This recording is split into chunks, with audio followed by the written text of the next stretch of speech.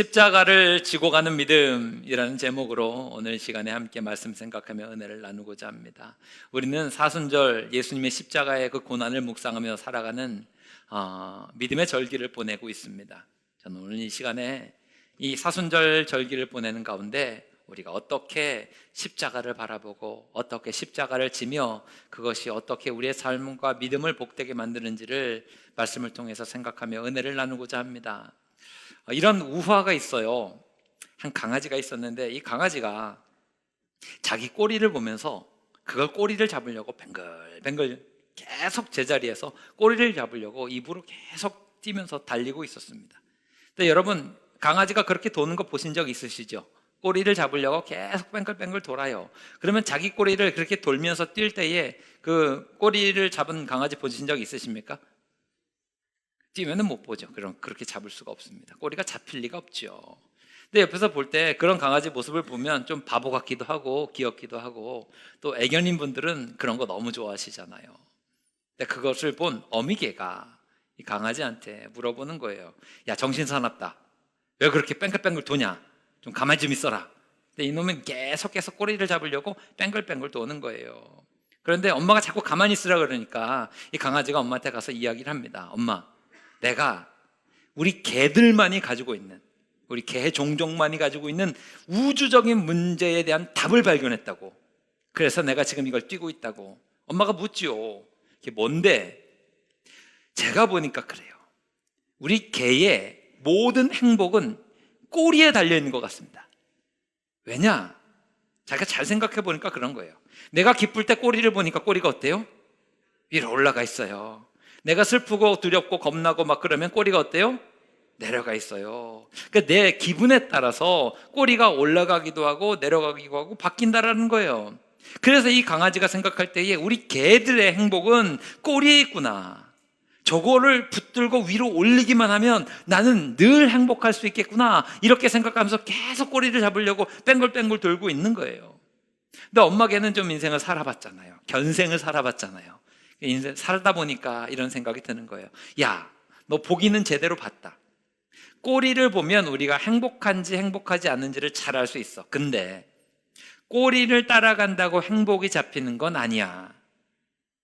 행복은 꼬리를 따라간다고 잡히는 게 아니고 네 마음 가운데에 기쁨이 있으면 꼬리는 저절로 올라가고 네가 주어진 일들을 충실히 잘하면 꼬리를 흔들 정도로 아주 큰 행복감을 줄 거야 라고 엄마가 이야기를 했다는 거예요. 우화인데 상당히 의미가 있는 우화죠. 우리 현대인들을 향해서 일침을 가하는 이야기이기도 합니다. 이 땅을 살아가는 수많은 사람들이 어쩌면 지금 한국 사회에선 그런 것 같아요. 집착에 가까울 정도로 행복을 추구합니다. 당신이 꿈이 무엇입니까? 행복하길 원합니다. 누구나 다 이야기를 하죠. 그런데 이것이 좀 도를 넘어설 정도로 행복에 대한 집착이 있는 건 아닌가 생각이 들어요. 여러분, 서점 같은 데 가면요, 행복에 관한 책들이 굉장히 많이 있어요.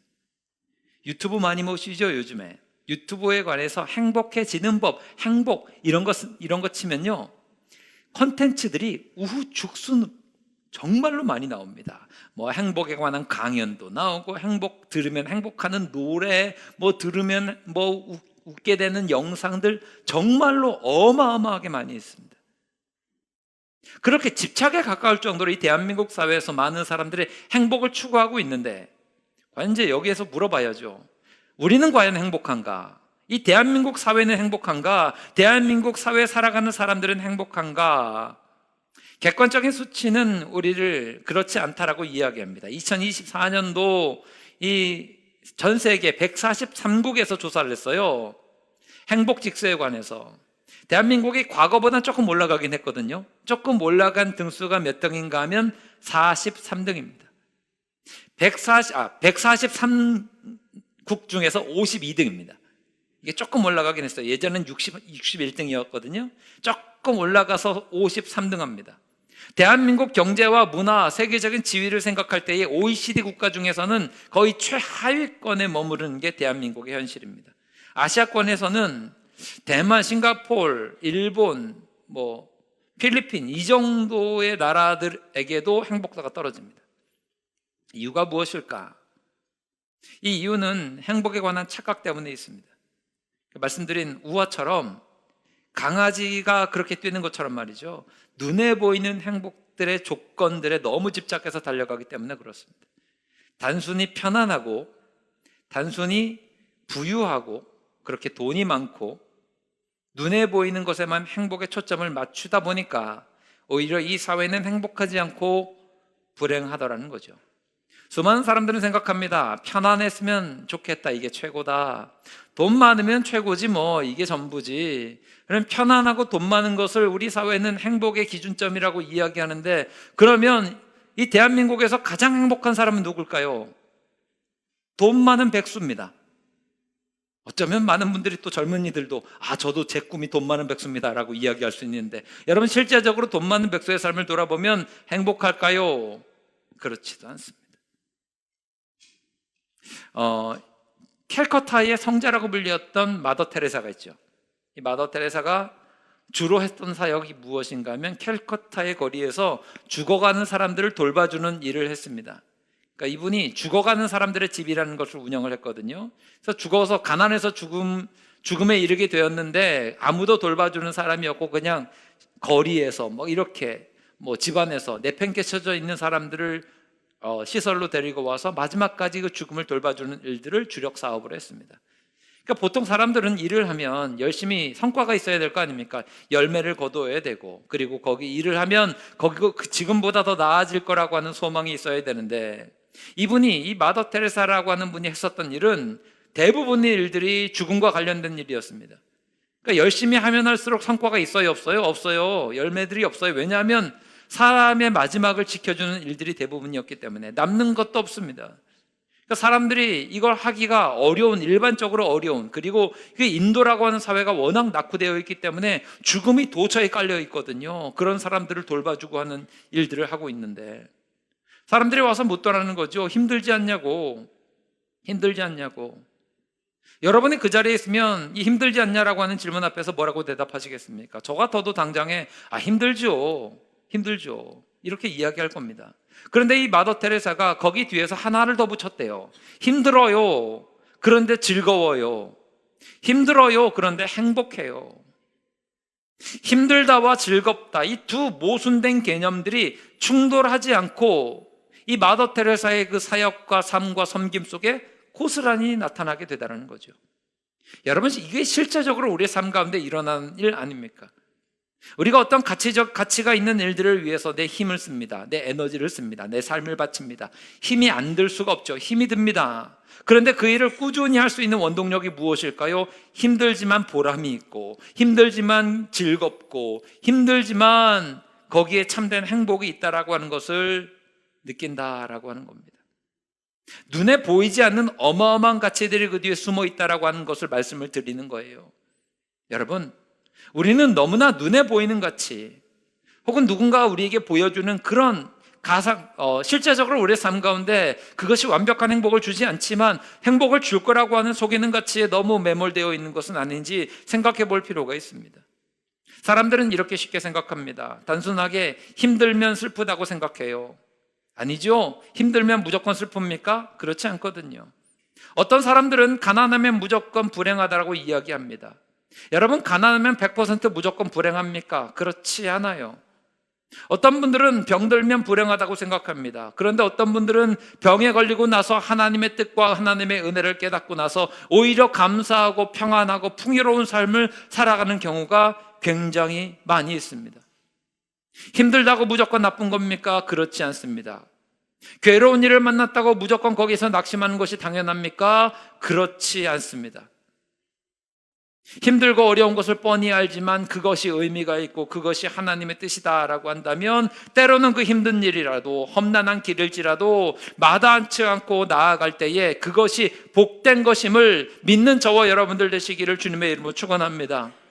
이것을 통해서 우리가 세상에 알지 못하는 참된 평안과 은혜를 누릴 수 있어야 돼요. 오늘은 이 시선을 가지고, 야, 세상에서 이야기하는 보이는 게 전부다, 뭐 돈 많은 게 전부다, 편안한 게 최고다 하는 것이 아니라 오히려 힘들고 어려울지라도 그것이 의미가 있고 하나님이 기뻐하시는 일이면 나아갈 때에 오히려 그것이 참된 복임을 믿는 이 믿음의 시선을 가지고 예수님을 따르는 제자도의 핵심을 통해서 은혜를 나누고자 합니다. 오늘 24절 말씀을 보세요. 24절에서 예수님을 믿고 예수님을 따라오는 자들에게 이렇게 이야기합니다. 누구든지 나를 따라오려거든 첫 번째 뭘 해야 돼요? 자기를 부인해야 돼요. 그 다음에 뭐 해야 돼요? 자기 십자가를 지고요. 그제서야 마지막 세 번째가 뭐예요? 나를 따라오래요.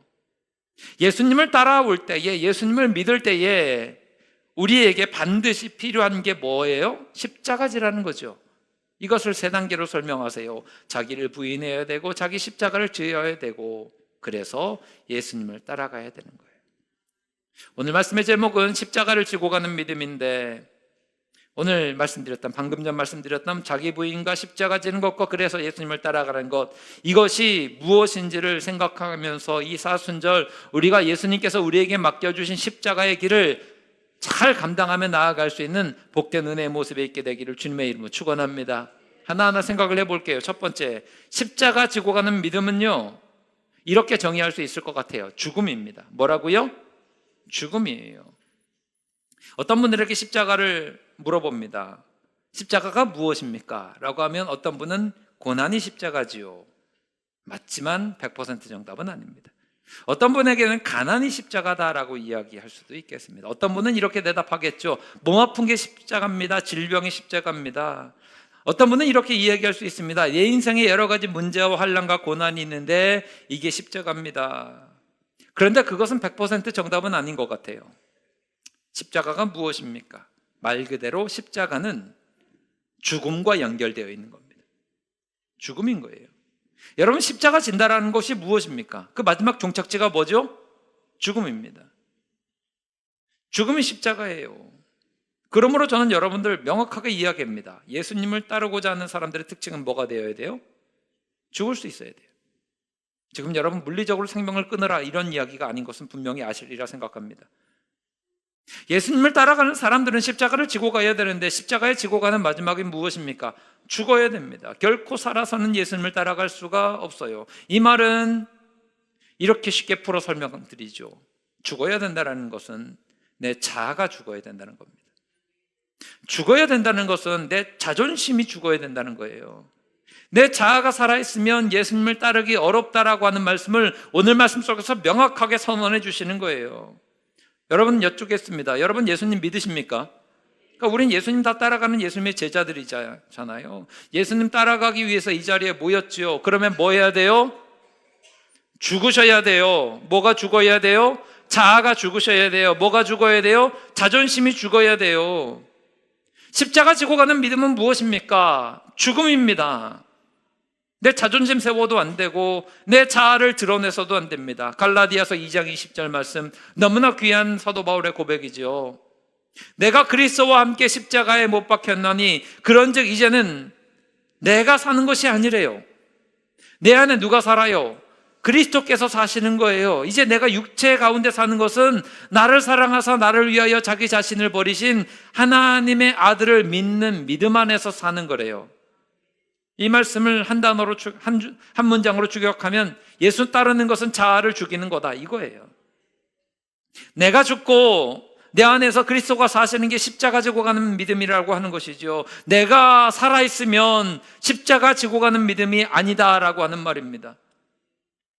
흔히들 많은 분들이 신앙생활하는 거 힘들다고 이야기합니다. 여러분 신앙생활 쉬워요? 어려워요?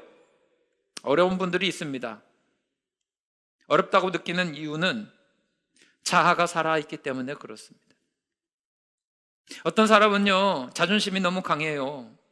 자존심이 강하다 보니까 이 자존심이 죽지 않아요. 그러다 보니까 어떤 이야기 하나만 들려도 마음이 괴로워지는 거예요. 어떤 분은 자아가 살아있어요. 그래서 툭 하면 내 자아가 너무 생생하게 살아있으니까 그냥 툭 하면 상처 입어요. 이게 다 자존심이 살아있고 자아가 살아있기 때문에 벌어지는 일입니다. 자아가 살아있으니까 자존심이 상하는 거 아닙니까? 죽었는데 상할 게 있어요? 없어요? 내가 지금 상처 입고 있다라고 하는 것은 자아가 여전히 살아있다라고 하는 말과 똑같습니다. 나는 아무것도 아닙니다. 나는 지킬 명예도 없습니다. 나는 아무것도 아니고 사도 바울의 고백처럼 죄인 중에 괴수입니다. 그러면 우리는 이렇게 쉽게 자존심 상해 이런 이야기 할 수 없습니다. 한경진 목사님에게 유명한 일화가 있지요.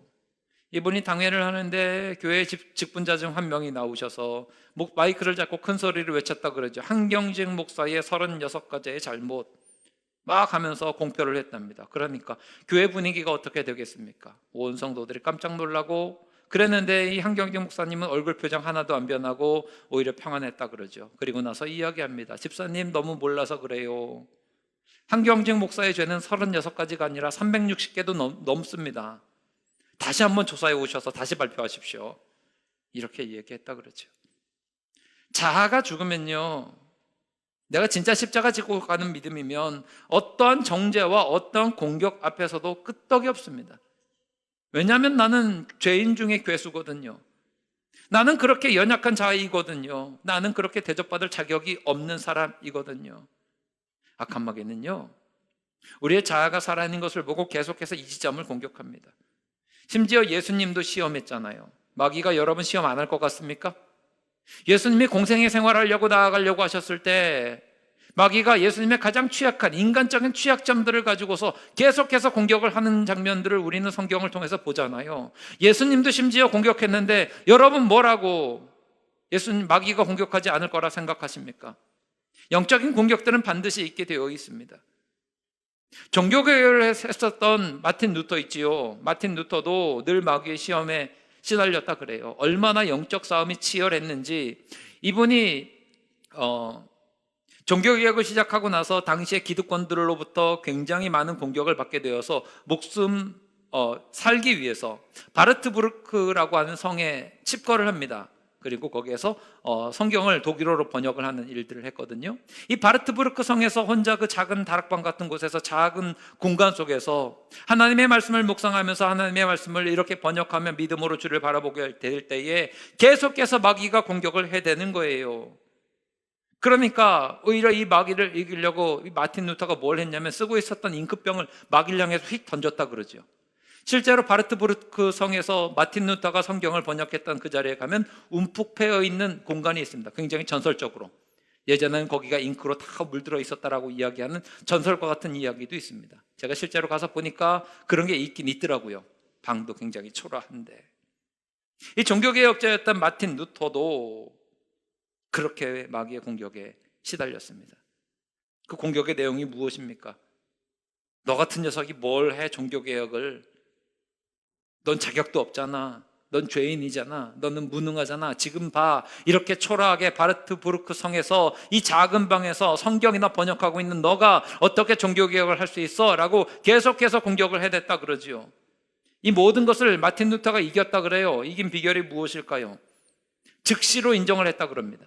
맞다, 나 죄인이다. 맞다, 나 부족한 사람이다. 맞다, 나 자격 없는 사람이다. 그런데 나는 그리스도와 함께 십자가에서 죽었다. 나는 비록 죽었지만 그리스도와 함께 다시 살아나서 내 안에는 그리스도가 살아계신다. 내 공로, 내 능력 가지고 가는 게 아니라 예수님 십자가 공로 의지하며 나아간다. 이거 하니까 마귀의 공격이 사라졌대요. 로마서 8장 1절에서 사도 바울의 고백은 이렇습니다. 그리스도 예수 안에 있는 자에게는 결코 정죄함이 없대요. 뭐가 없다고요? 정죄함이 없대요. 왜 정죄가 없을까요? 우리는 죄인인데. 마귀는 계속해서 정죄하고 있는데 우리 안에 계속해서 정죄가 있지만 정죄함이 없는 이유는 내 자아가 죽었기 때문에 그래요. 할렐루야. 십자가 지고서 내 자아가 내 자존심이 죽어버리면 어떠한 공격과 어떤 영적인 정죄들도 우리에게는 아무런 유효한 공격이 되지 않습니다. 우리나라 법에도 그런 거 있지요. 어떤 사건의 피의자가 있어요. 피의자가 죽으면 검찰에서는 공소권 없음이라고 하는 것으로 이렇게 내리고서 결정을 내려버립니다. 그러면 공소제기가 불가능해져요. 그 사람이 죽으면 그 다음부터는 그 사람이 지었던 죄나 이런 것들은 아무런 의미가 없습니다. 무효입니다. 공격받고 내가 힘들고 상처 입었다라고 하는 것은 내가 살아있기 때문에 가능한 일입니다. 십자가를 지고 가는 믿음은요, 어떤 믿음이에요? 날마다 죽는 믿음이에요. 사도 바울이 고린도전서 15장 31절에서 이렇게 고백합니다. 여기 부활장인데 부활을 이야기하면서 사도 바울의 고백을 한번 들어보십시오. 함께 읽겠습니다. 시작. 형제들아, 내가 그리스도 예수 우리 주 안에서 가진 바 너희에 대한 나의 자랑을 두고 단언하노니 나는, 아멘, 나는 날마다 죽는데요, 매일매일 죽는데요. 우리도 매일매일 죽어야 될 줄 믿습니다. 이게 십자가예요. 살아있기 때문에 문제인 거예요. 이 사순절 살아가며 우리를 돌아보고 해야 될 일이 무엇일까요? 제발 좀 자아를 죽이고 자존심을 죽이기를 바랍니다. 오늘 25절 말씀 보세요. 함께 읽겠습니다. 시작. 누구든지 제 목숨을 구원하고자 하면 잃을 것이요 누구든지 나를 위하여 제 목숨을 잃으면 찾으리라. 아멘. 지킬 게 없어야 능력 있는 인생이라고 이야기하는 거지 않습니까? 오히려 내 지킬 자존심이 없는 사람들은 능력 있는 믿음으로 나아가서 승리하게 되어 있습니다. 억지로 지키려고 하지 마십시오. 지켜지지도 않습니다. 어떤 마을에 홍수가 났어요. 너무 큰 홍수가 났어요. 그 마을의 자랑이었던 저수지에 큰 비가 내려서 홍수의 뚝이 다 터져서 온 마을이 집채까지도 다 떠내려갈 정도로 엄청나게 큰 홍수가 났습니다. 집이 떠내려가고 무너지고 온갖 집안의 가재도구들이 다 떠내려가고 있었습니다. 그 마을에서 구걸하며 살고 있었던 거지 아버지와 아들이 있었는데 이 사람들은 이제 멀리서 이 집이 떠내려가고 가재도구가 떠내려가는 것을 쳐다보고 있었습니다. 아들이 아버지한테 이야기합니다. 아버지, 우리는 행복하네요. 홍수가 나도 잃어버릴 게 하나도 없네요. 얼마나 행복한지 모릅니다. 아버지가 한마디 했다잖아요. 그거 다 아버지 잘 둔 덕이라고. 이 아버지가 얼마나 대단한 사람이냐. 홍수가 나도 끄떡없다. 의미가 있는 것 같아요. 이렇게 믿었으면 좋겠습니다. 홍수가 나도 죄도 두렵지 않은, 어떤 것도 두렵지 않은 그런 믿음의 사람들은 어떤 사람들일까요? 죽음이 있는 사람들이에요. 우리의 마음에 예수님께서 말씀하신 심령이 가난한 모습이 있게 되기를 바랍니다.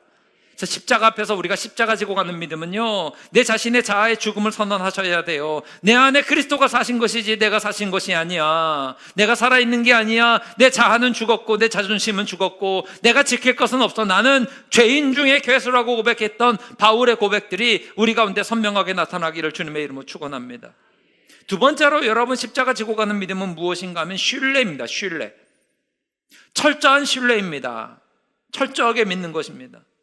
여러분, 예수님이 왜 십자가를 지셨습니까? 무능해서, 죄 많이 져서, 무지해서 아닙니다. 모든 상황들이 정치적으로 막 이상하게 꼬여 있어서 아닙니다. 예수님은요, 십자가 지시는 걸 미리 알고 계셨어요. 그럼에도 불구하고 그 길을 가셨다고요. 누가복음 9장 51절 말씀을 보게 되면 이런 말씀이 있습니다. 예수께서 승천하실 기억이 차감해 예루살렘을 향하여 올라가기로 굳게 결심하시고, 이 말이 무엇입니까? 이미 그 시간이 오고 있음을 아시고 이제 내가 예루살렘에 가서 십자가 져야 되겠다. 올라가신 거예요. 왜 그렇게 가셨습니까? 아버지 하나님이 주신 십자가니까. 그 길이 승리의 길임을 믿고 하나님을 신뢰하고 가신 거예요. 예수님이 하나님을 신뢰하는 것이 없다면 이 십자가 길 걸어가는 것은 불가능한 겁니다.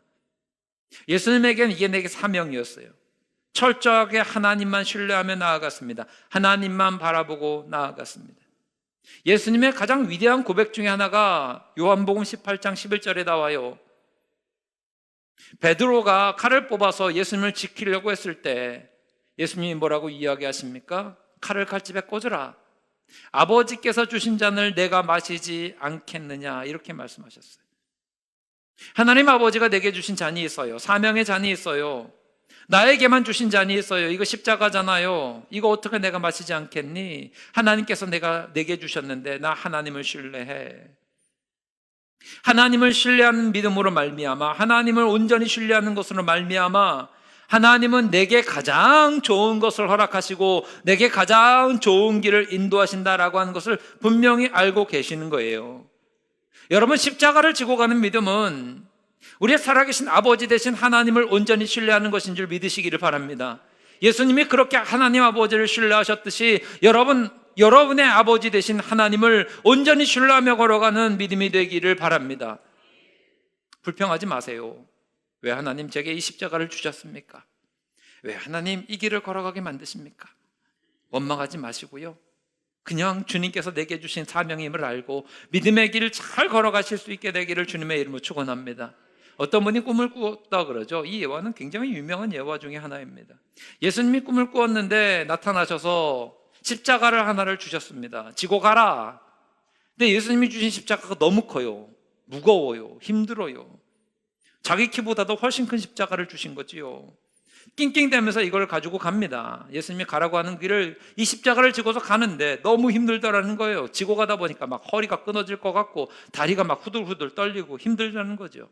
가다가 보니까 저기 앞에 계신 예수님이 계시는 거예요. 예수님을 향해서 하소연합니다. 예수님 힘들어 죽겠습니다. 이거 어떻게 지고 가라 그럽니까? 이거 보십시오. 제 키보다 훨씬 크고 무겁습니다. 너무 힘듭니다. 십자가 무거운데 예수님 목 쑤시잖아요. 잘라주세요 좀. 그래서 예수님이 밑에 가닥을 좀 잘라주셨대요. 그런데도 또 가다 보면 처음에는 가벼운데 가다 보니까 또 무거운 거예요. 가다 보니까 또 예수님을 만났어요. 또 뭐라 그래요? 예수님 잘라주세요. 그래서 또 밑둥가리를 잘랐어요. 이것을 서너 번을 반복합니다. 가다가 힘드니까 잘라달라 그러고 가다가 힘드니까 잘라가다 불러고. 그러니까 나중에 되니까 이 십자가가 숏다리 십자가가 된 거예요. 그러니까 이렇게 길었는데 이 하단을 다 잘라내 보니까 별거 없는 거지요. 그래서 좀 들고 가기 가벼워졌습니다. 들만한 거죠. 쭉 예수님이 가라고 하는 길 가다가 마지막에 다다르는 곳이 어딘가 하면 요단강이었는데 요단강 앞에 딱 섰더니 수많은 성도들이 같이 가는데 그 요단강을 어떻게 건너냐? 지고 왔던 십자가를 톡 하고 걸쳐가지고 이쪽 땅에서 저쪽 땅까지 걸친 다음에 십자가를 밟고 요단강을 건너가다라는 거예요. 남의 십자가는 또 밟고 가지도 못해요. 그러니까 자기도 이제 십자가 지고서 해야 되는데 자기 십자가는 어떤 십자가예요? 숏다리 십자가예요.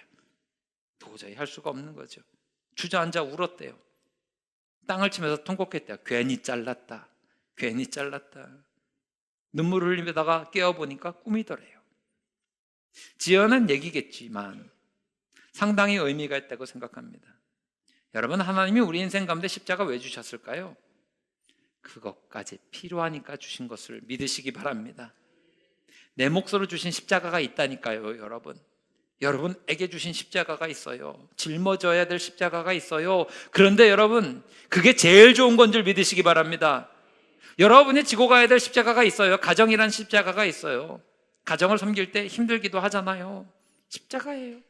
교회라고 하는 십자가가 있어요. 교회를 세워야 돼요. 여러분에게 맡겨주신 십자가가 있어요. 힘들지만 그거 지고 가야 돼요. 여러분 각자에게 주신 일터라고 하는 십자가가 있고 어떤 사람이라고 하는 십자가가 있고 여러분 인생 가운데 걸어가야 될, 지고 가야 될 십자가가 있어요. 그런데 여러분 그거 내려놓는다고 살지 않아요. 끝까지 잘 하나님 신뢰하고 지고 가시기를 바랍니다. 하나님이 여러분 살리시려고 그거 주신 거예요. 이게 연줄 같은 거거든요. 연 날려보셨죠? 연은요, 연줄이 없으면 더 잘 날 것 같지 않습니까? 근데 보세요. 연은요, 연줄이 있기 때문에 높이 납니다. 날려보신 분들은 압니다. 연줄 길게 올려서 하면 높이 날아요. 연줄 없으면 어떻게 될까요? 좀 날리다가 뚝 떨어져요. 종이 비행기만큼도 못 납니다. 그러니까 여러분, 연줄 같은 거예요, 그 십자가가. 하나님이 우리를 사랑하시니까 가만히 안 두시니까 십자가도 주시고 사명도 주셔서 연줄로 묶어두셔서 더 높게 날려고 하시는 거라고요. 연줄은요, 연을 높게 만드는 도구이지 연을 얽매이는 게 아닙니다. 연줄이 걸려 있어야 하늘 높이 멋있게 날아올라요. 야, 이놈의 연줄을 좀 끊어버렸으면 좋겠다 하면서 이거 십자가야 하면서 연이 연줄을 끊어버리는 순간 잠깐은 높게 나를 수 있어도 결국엔 어떻게 돼요? 곤두박질 쳐요. 연줄이 없는 연은 곤두박질 칠 때에 나중에는 재활용도 어렵고 다 찢어지기도 하고 깨지기도 합니다. 오히려 연줄 있는 연이 훨씬 더 높게 아름답게 창공을 누빌 수가 있는 거예요. 생각해 보십시오. 지뢰밭이 있어요. 지뢰밭이 있는데 자, 마음껏 뛰어놀아. 그럼 어떻게 하죠? 죽는 거예요. 지뢰밭이 앞에 있는데 마음껏 뛰어놀아는 자유가 아니라 죽어예요. 지뢰밭에서는요, 명확한 지도를 주고 선 그어 놓은 대로만 다니라고 합니다. 왜냐하면 이거 벗어나면 어떻게 되죠? 죽어요. 이런 곳에서 진정한 자유는 계명이 자유예요. 율법이 자유예요. 얽매이는 게 자유예요. 진리가 우리를 자유케 하리라는 이런 의미라니까요. 그러니까 하나님이 우리에게 이런 십자가를 주시면서 이런 말씀을 주시면서 이렇게 가야 돼. 너 예수 믿으니까 사랑해야 돼. 예수 믿으니까 용서해야 돼. 예수 믿으니까 이 십자가 지고 가야 돼 라고 하는 것은 우리를 살리시기 위해서 주시는 하나님의 은혜인 거지, 우리를 얽매이고자 하나님이 주신 게 아님을 기억하시고 하나님을 신뢰하며 여러분에게 맡겨주신 그 십자가를 잘 지고 가실 수 있게 되기를 주님의 이름으로 축원합니다. 마지막 세 번째는요, 십자가 지고 가는 믿음은 사랑입니다. 뭐라고요? 사랑이에요. 24절 마지막 부분을 보게 되면 십자가를 지고서 어떻게 하라고 하셨냐면 나를 따를 것이니라 라고 했습니다. 이거는요, 예수님 따라가는 게 억지로 따라가는 거 아니고요, 억울하게 따라가는 게 아니라요, 십자가 지고서 기쁜 마음으로 막 따라가는 거예요. 예수님 계시니까 내가 십자가 지고서 가야지 따라가는 거예요. 그러면 왜 십자가 지고서도 그 가는 길이 기쁠 수 있을까요? 사랑하기 때문입니다. 내가 십자가 지고 가는 게 어렵다라고 하는 말은요, 이렇게 말을 바꿀 수 있어요. 사랑이 식어버린 거예요. 예전에 예수님 만나고 은혜 받고 막 그랬을 때는 어떤 사명도 막 기쁘게 감당했잖아요. 예전에 처음에 예수님 만나고 은혜 받았을 때는 전도 나가자 그러면 막 그 귀한 예수님 어떻게 내가 그 포기할 수 있어, 내가 전해야지 하면서 복음 전하고 막 사람들이 무시해도 당신들이 너무 예수님 몰라서 그런다고 막 하는데, 이 사랑이 식어버리는 순간 뭐예요? 오늘 전교회는 전도 나갑니다. 어떻게든지 빠져나갈 국리를 찾아야지. 이렇게 돼버리는 거예요. 옛날에는 사랑의 반대말이 뭐라 그랬어요? 그렇죠. 다들 웬만하면 한 번, 두 번쯤은 들어보셨을 텐데, 사랑의 반대말은 무관심이다. 요즘에는 이거 바뀌었다 그러죠. 사랑한다의 반대말이 뭘까요? 사랑했었다입니다. 생각해보면 이거 굉장히 불행한 일이죠. 사랑을 했는데 사랑했었던 거예요. 그럼 지금은 어때요? 아니단 말이에요. 사랑했었다는 지금은 사랑하지 않는다는 거예요. 비참하죠. 옛날에 주님 사랑했었는데, 옛날엔 좋았었는데, 옛날엔 열심히 있었는데, 이게 바로 사랑했었다잖아요. 이게 사랑했었다예요.